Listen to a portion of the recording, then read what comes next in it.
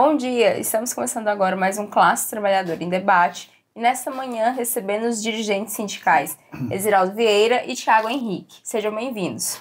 Bom dia, Larissa. Obrigado mais uma vez pelo convite. Estamos aí para esclarecer os trabalhadores e trabalhadoras. Bom dia, Larissa. Bom dia, Thiago. Bom dia a todos que estão nos ouvindo neste momento.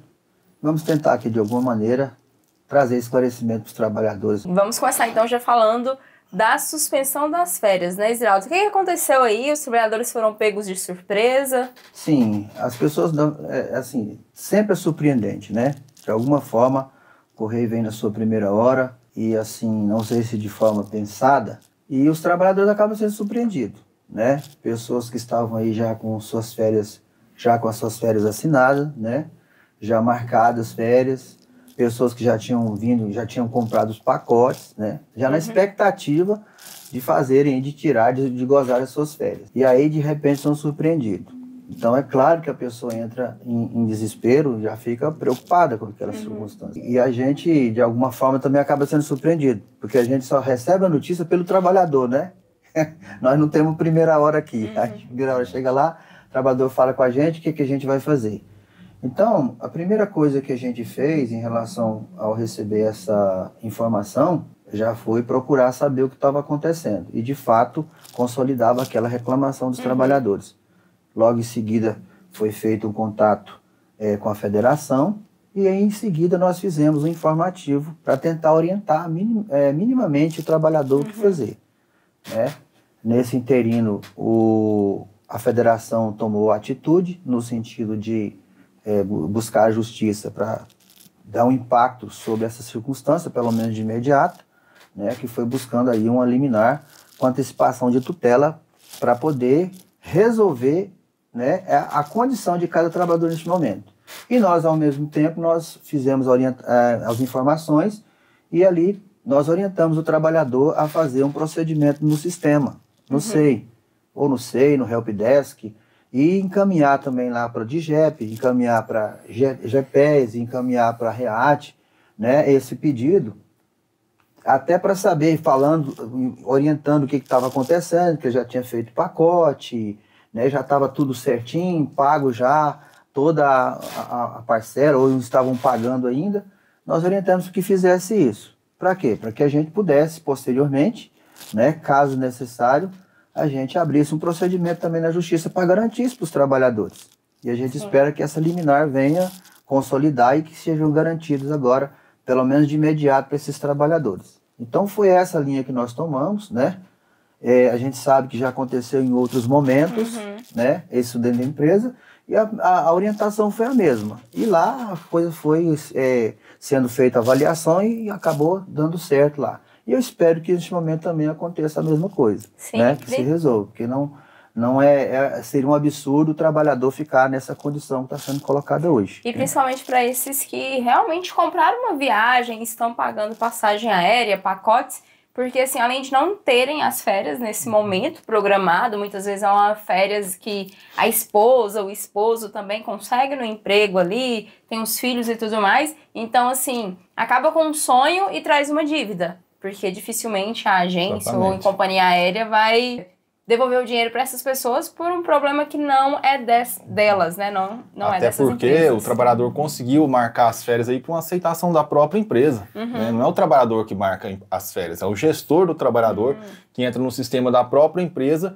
agenda as férias e o trabalhador, a partir de então, ele pode pelo aplicativo do celular, acompanhar a data das suas férias e fazer o planejamento que ele faz necessário. Tem planejamento de viagem, Larissa. Tem gente que fez empréstimo. Hoje o banco faz o adiantamento de férias, né, que você manda o comprovante de férias para o banco, você consegue fazer o adiantamento das férias e agora vai tirar as férias, não tem férias. Então foi nesse sentido que eu fui até a Brasília, né, conversar com o Emerson, secretário-geral da Fentech, né, para dar essa ideia para a Fentech da ação judicial. Né, porque tem dois pontos que eu acho cruciais nessa situação. O primeiro é o que eu acabei de falar, que não é o trabalhador que agenda as férias, é a empresa.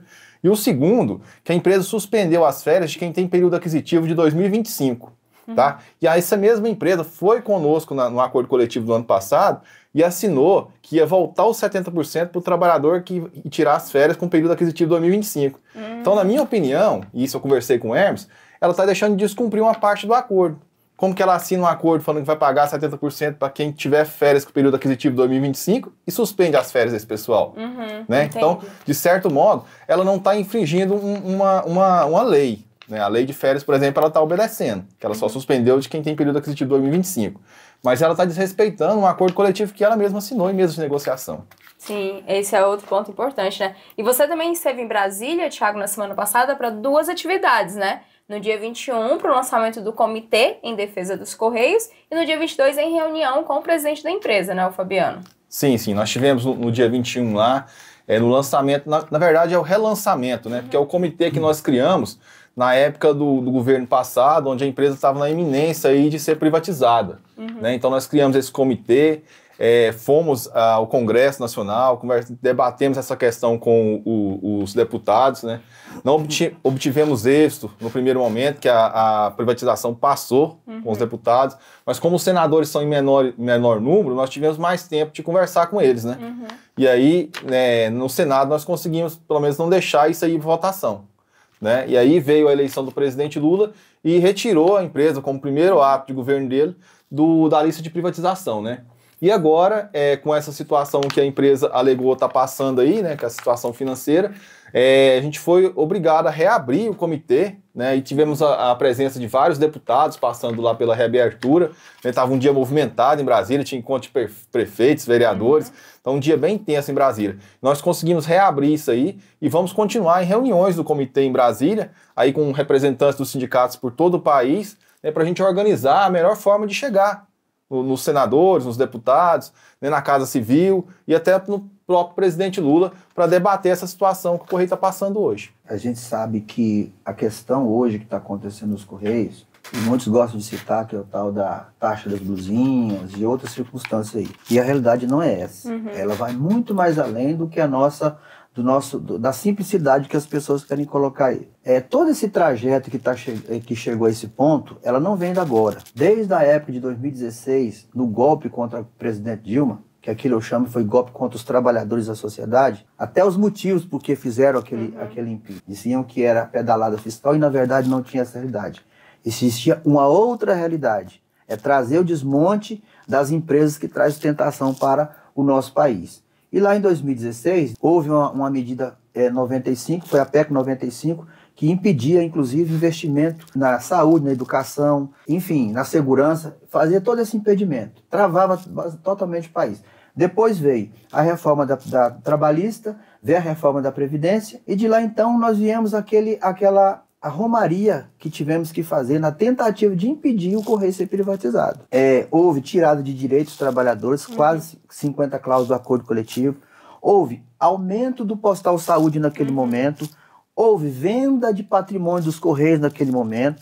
Houve pessoas que saíram no PDV. O Correio, na verdade, ele não teve lucro, porque ele não teve investimento, não teve contratação. E, ao mesmo tempo, o que aconteceu? Apresentaram lá um lucro de 3,71, mas tudo iminente a essa situação de tirada de direito, de venda de patrimônio, e toda essa demanda aconteceu. E a gente sabe muito bem, na pandemia não podemos esquecer, o Correio não fez investimento nenhum para poder proteger os trabalhadores. Nós tivemos que fazer ação judicial para tentar garantir minimamente a condição de vida dos trabalhadores. Né? E todo mundo acompanhou o que aconteceu. A falta de investimento na vacina e tudo mais. Aqui a gente poderia pontuar várias questões. Então a gente tem que fazer um trajeto para a gente entender o motivo que aconteceu hoje. Aí houve um grande fortalecimento das empresas privadas de concorrência, porque o Correio mantém monopólio de carta simples, como monopólio de telegrama, são coisas básicas, né? Que sustenta aí em torno de 20%, 30% do que a demanda do Correio. Mas em termos de encomenda, dessas questões maiores, ela não tem monopólio. Só que ali, o que aconteceu? Um fortalecimento dessas empresas concorrentes. Sim. Mercado Livre, Shopee, AliExpress, tudo hoje eles operam a logística deles mesmos, né? Sim. Então, aí houve um sufocamento da empresa.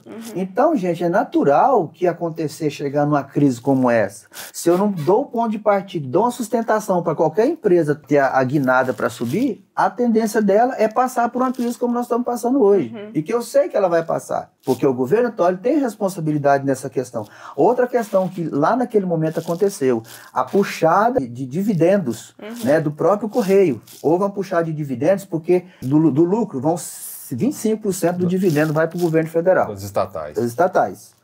E lá foi uma puxada maior. Por necessidade lá, puxaram um valor maior. Então, isso já deu um certo baque na condição financeira dos Correios. Então, não é apenas uma dizer, a questão da taxa das blusinhas, mas não sei o que não. A circunstância é muito maior. E essa crise que nós estamos passando hoje, que eu sei que a gente vai romper, aí houve a importância do comitê criado. Que não é apenas para poder fazer um trabalho no Congresso, fazer um trabalho juntamente no modo geral, nas lideranças, mas também abrir um caminho ao próprio governo Lula para que a gente possa fazer esse debate. E é importante esse diálogo, né, Thiago? Tanto é que vocês também tiveram em Brasília conversando com o Fabiano e foi muito levantada essas questões pelos trabalhadores, né? Da crise dos Correios, dos problemas que os trabalhadores vêm enfrentando, né? Como que foi lá essa reunião? Sim, a reunião do dia 22, né, Larissa, ela foi fruto daquela reunião do dia 16 de abril, onde a primeira reunião que a Fentec solicitou do presidente Fabiano, quando começou a estourar e essas preocupações, essa questão do plano de saúde, suspensão de atendimento, né? Então nós chamamos o presidente, fizemos o ofício para ele nos atender, para ele explicar. Lá ele explicou mais ou menos na primeira reunião, mas na segunda agora nós tivemos um tempo maior, né, de estar conversando com ele, tá? E ele falou dos projetos que a empresa tem, como o próprio Marketplace, que está para ser lançado aí, né, que tem a previsão de alavancar a empresa, né?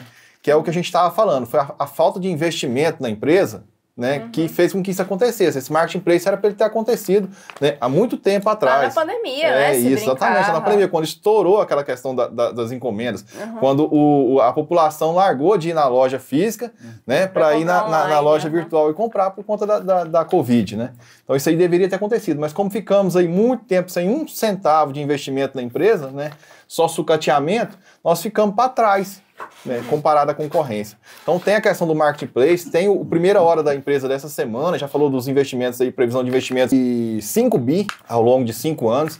Então a empresa tem a expectativa de estar crescendo. E é importante dizer também que o Correio não é feito só para dar lucro, né? O pessoal fica, deu prejuízo, mas o Correio tem um lado social, né? O Correio já das últimas catástrofes aí no país, o Correio estava em todas ajudando, né? Sem custo algum para o governo, só tirando dinheiro dos cofres da empresa para ajudar. Então, agora, por que agora a empresa tem que cair, esse negócio da empresa tem que dar lucro? Não é isso, a empresa tem o fim social dela, que não pode ser esquecido. E é garantido pela Constituição Federal, garantido pela Constituição. Então, assim, o funcionamento dos Correios, ele é uma obrigatoriedade, né, digamos assim, pela Constituição Federal. Então, nessa reunião, o presidente Fabiano falou pra gente das perspectivas que ele tem, financeiras agora, de melhorar a situação da empresa, né?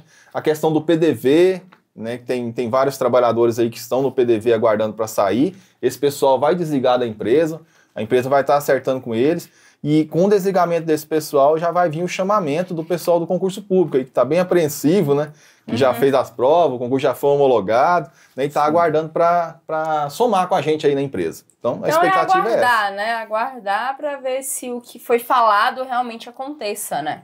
Exatamente, nós estamos firme cobrando, né? Goiás tem uma vantagem que está bem próximo aqui de Brasília, né? Sim, então, sempre. Eu estou em Brasília praticamente quase toda semana, agora eu tô indo lá para ver essa situação bem de perto, né? Que é importante. Então a gente está acompanhando, tá? O trabalhador pode ficar tranquilo que a gente está acompanhando essa situação. Na verdade, a empresa ela tem que trabalhar para ela ser sustentável. Não é um pensamento de ser lucrativa, senão seria uma empresa privada. Então aí é o sentido de ter a empresa pública, de qualidade, autossustentável, que mantém ali o que tem que se manter, mas com um cunho maior que seja do ponto de vista social.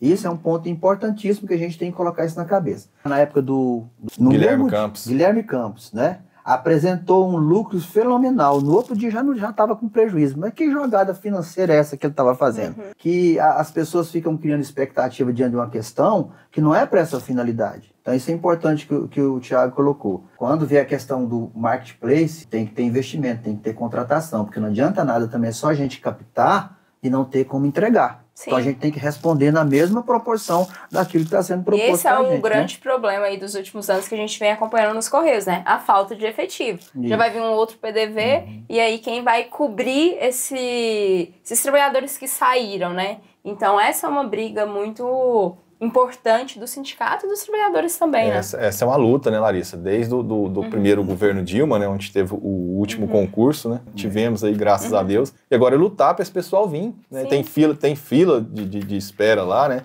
Não é só o que estava no edital. A gente espera que venha também a somar com a gente, né? Para nossa empresa crescer cada vez mais. Então é super importante. E fica aí, né, o convite para todos os trabalhadores se inscreverem aqui no canal, acompanharem as nossas redes sociais, para sempre ficarem bem informados. Somos todos Correios, Sintec de Goiás na luta sempre. Sempre.